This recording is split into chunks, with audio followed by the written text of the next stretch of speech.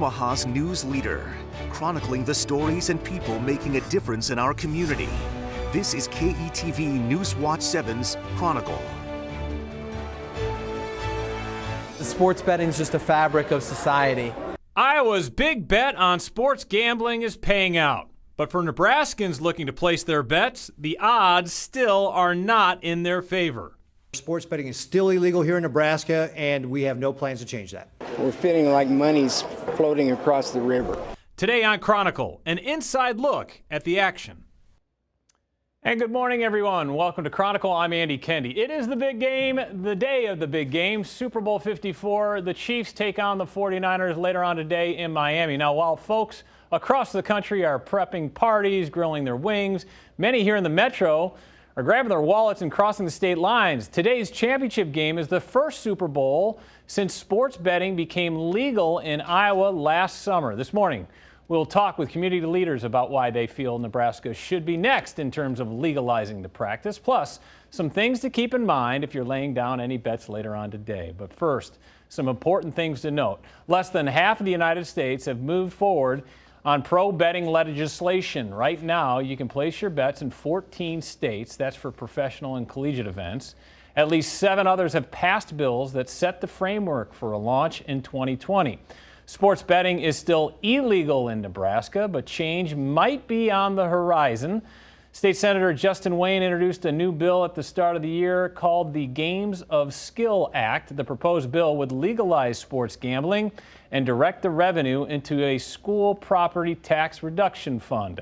That money would then be divided up among all school districts at the end of each fiscal year.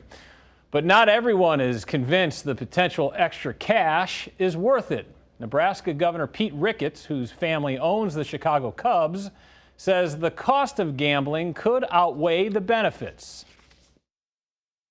For every dollar you collect in tax revenue, you spend 3 in the social services that accompany the costs that go along with that gambling. Governor Ricketts also says he has worries about the effects of expanding gambling for both gamblers and athletes. But activists say Nebraskans will continue to gamble, whether it's in Iowa or done illegally with a local bookie.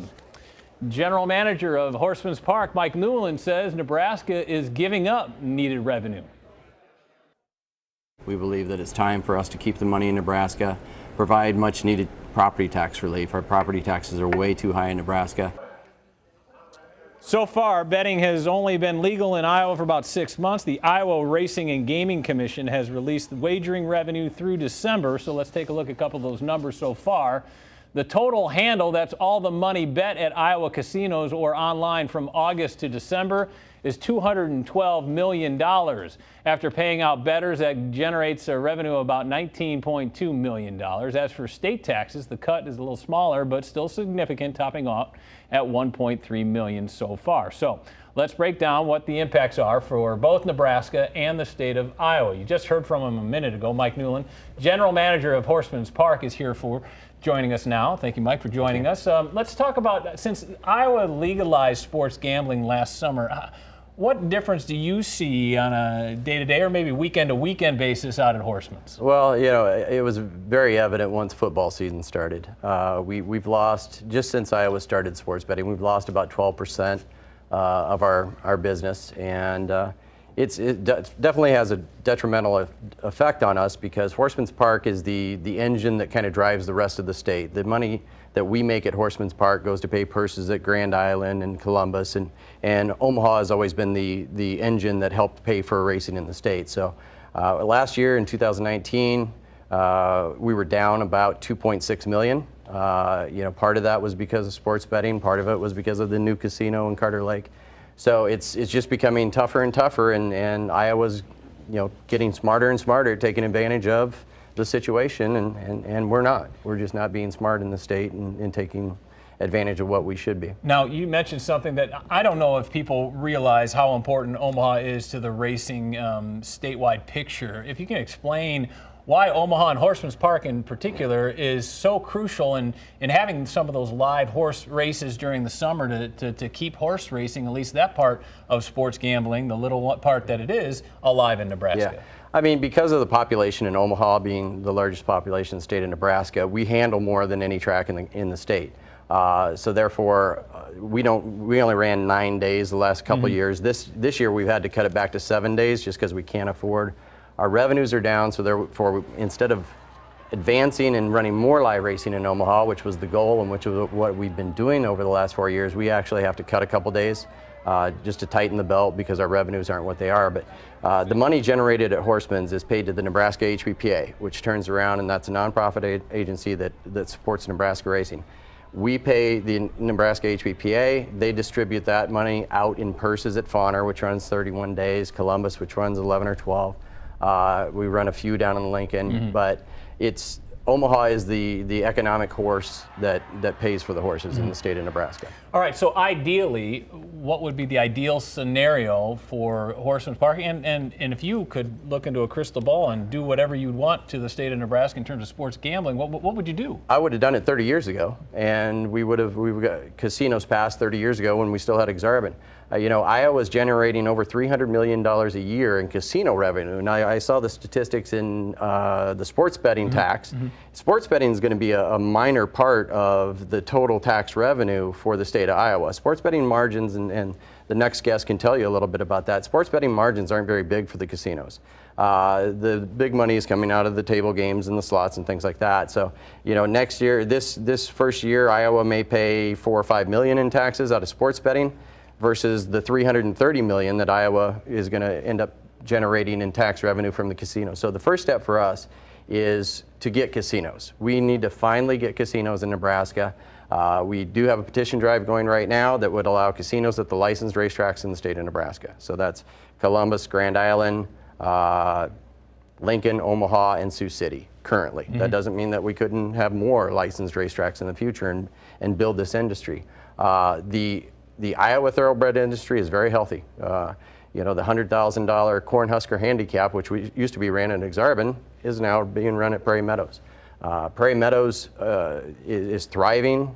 You know, there's over 8,900 farms strictly for raising horses in the state of Iowa. So the rural communities benefit from a healthy horse industry, but the only way we can get to that point is to have casinos and then go after sports betting. All right, let me put a football analogy. We're trying to score a touchdown in terms of making betting, sports betting, casinos legal in the state of Nebraska. We have the ball. Where are we? At what yard line? Our own 20? At the 50? I'd say we're at the 50. We're at the 50, and okay. we're at the 50 because we're doing everything we can to get it before the voters in November. My personal opinion is this November is going to be a large voter turnout, maybe a record voter turnout. And whether you're Republican or Democrat, you know, even if you're a conservative Republican, you have to admit our president was in casino gambling most of his life. He owned casinos. So the moral issues, what the governor says about the 3-to-1 ratio, you know, if it's I don't know where he's getting his numbers from, but if it's truly 3-to-1, which it's not, then Nebraska's really out $4, because if it's Nebraska residents that are going over to Iowa and bringing those social costs that the governor mentions, then we're not getting the dollar revenue that he claims, which is not true, but we're incurring the $3 because the majority of the residents that are going to the Council Bluffs casinos are Omaha and Nebraska residents. So I know that this other measure in terms of just a small step, but legalizing classic racing, where are we at on that? Because that got a lot of pub in the last couple of years. Is that a dead issue right now? I wouldn't call it a dead issue. It's, you know, obviously the Attorney General has filed a suit against its own racing commission and Fauner Park. So that we're going to have to see how that plays out. Maybe it plays out like Kentucky did, and you know, there's lawsuits and things like that, and we eventually get it put in and passed. But your priority would just be, say, forget about this. Let's go for the casinos, and then we'll work. I wouldn't say forget about it. You know, I think Fauner and the Nebraska Racing Commission are moving forward with that, and that would, if it works, hey, it's something that we have in our back pocket in case we can't get the casinos on the ballot. But I think, as a Nebraskan, as a property taxpayer, we need some property tax relief. Every election cycle, we hear the politicians say, my #1 priority is going to be property tax relief.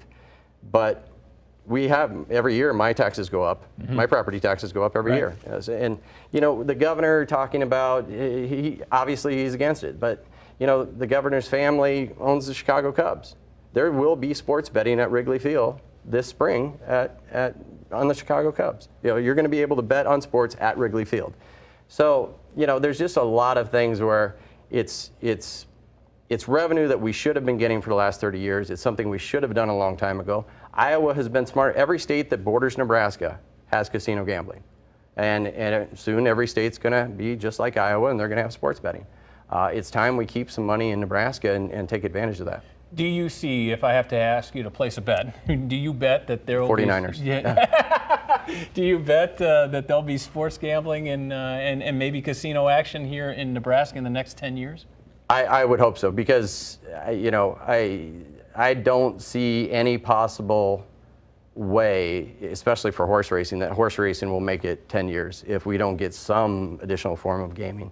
I think eventually we have to get smart and say, hey, our neighbors are smarter than us. Iowa's been progressive for the last 30 years. When, sports betting was only legal 6 or 7 months before Iowa enacted it. So Iowa has been smart, and I congratulate them.